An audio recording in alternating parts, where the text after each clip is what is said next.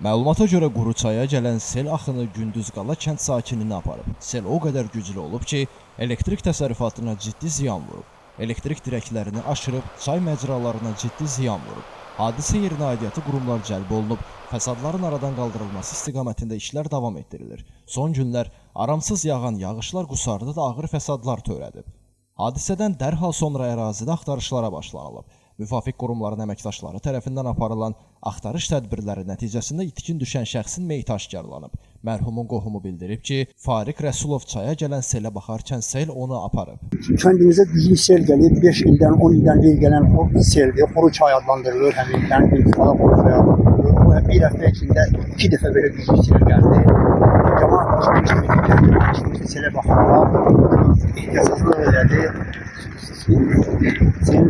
Çayın qabağında yanmışdı, torpaq daşdı, düşdü. Biz nə qədər ki, kənd dalınca başdı bir 2-3 kilometri tuta bilmədik. Axırda dənizə gedəndən sonra yoğun dağlar var, suyun içine girip təhvil verdik. Evin tək oğluydu. Bəli, evin tək oğluydu. Subay idi. Bəli. Qeyd edək ki, son günlər bölgədə müşahidə olunan qeyri-sabit hava şəraiti bir sıra ərazilərdə sel və torpaq sürüşməsi ilə bağlı təhlükəli vəziyyət yaradıb. Onu da qeyd edək ki, 29 yaşlı kənd sakini evin tək oğludur və subaydır. Hazırda yağıntılar davam edir. Faktla bağlı araşdırma aparılır. Elvin Qudratov, Aydın Adgözəlov, Bugün informasiya proqramı üçün.